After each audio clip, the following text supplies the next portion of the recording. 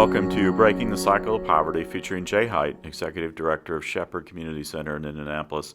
My name is Tim Swearens, and I'm your host for these conversations that explore why poverty remains such a persistent problem in the United States. On this episode, we'll talk about Shepherd's partnership with Indianapolis Public Schools, the largest school district in the city. Jay, education is a foundational part of Shepherd's ministry. How is Shepherd working with Indianapolis Public Schools to ensure children have the opportunity to secure a good education? Well, part of what drives us is we want quality educational seats for every student in our neighborhood, whether they come here to our school or whether they're going to a charter school or whether they're in IPS. IPS, there are a lot of great folks within the district who are doing great things. Teachers who have sacrificed for years to make quality education a reality for inner city kids. And so we are working to where we're embedding staff at Arsenal Tech High School to help that. We operate Young Life at Tech as well as at Purdue Polytech. We're helping with tutoring students. We embed staff at IPS School 58. This coming school year, the next school year, we will do before and after school programs at Howe Middle School, at School 82, Christian Park, as well as Ralph Waldo Emerson School 58, where we have been, and at Tech, and at Purdue Polytech. We want our students to have a quality experience, and we want to partner, and IPS has been a good partner, and we're making that partnership deeper. So Shepherd has its own strong education offerings, including Shepherd Academy. Why work so closely with the local public schools rather than focusing on Shepherd's programs? Well, we believe in choice. Parents should get to choose, and some have chosen IPS, and we want to support them in that.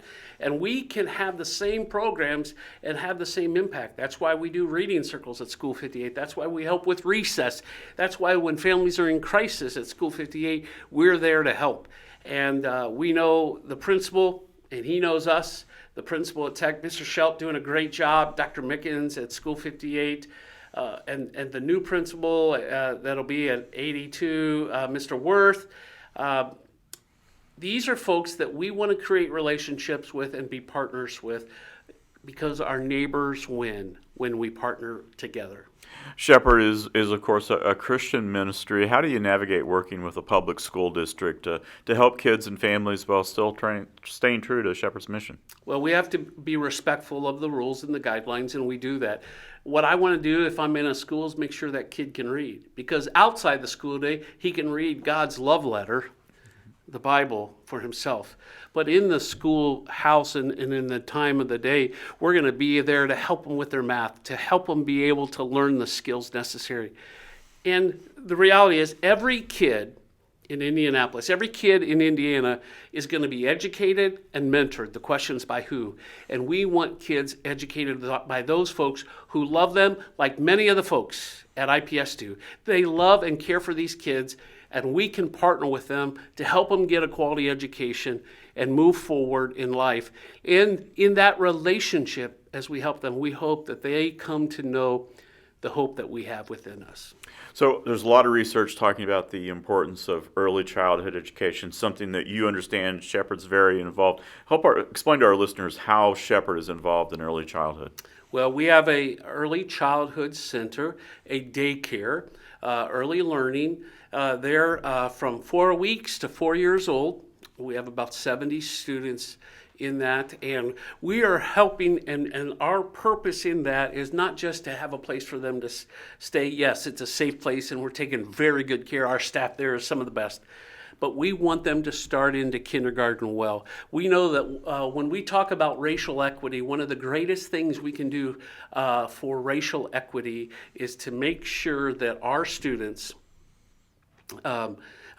start into kindergarten well. Rutgers University has a study out that says racial equity starts in preschool. And so we do that. We've had conversations about even doing a kindergarten boot camp to help kids get ready to start into kindergarten. But we want to prepare them for those kids who need that. We want to be there to help them come alongside, help mom or dad or mom and dad who maybe are working, need a place safe for their kids to go to, but we're going to prep them for success in their educational journey. We've talked a lot in recent months about the essential assets, right? The 10 essential assets. A lot of those start early in life and start with education. That's right. And education is a key component. If you can't read, you're lost.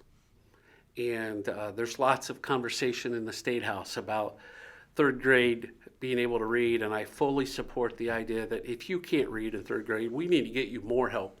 You may need to stay so that you can acquire the skills necessary for success, but you learn to read through third grade, and then you read to learn after that. And if you can't, and I've met them, I know their names of those students who've not acquired that skill and struggle for the rest of their academic career, and for many of them drop out.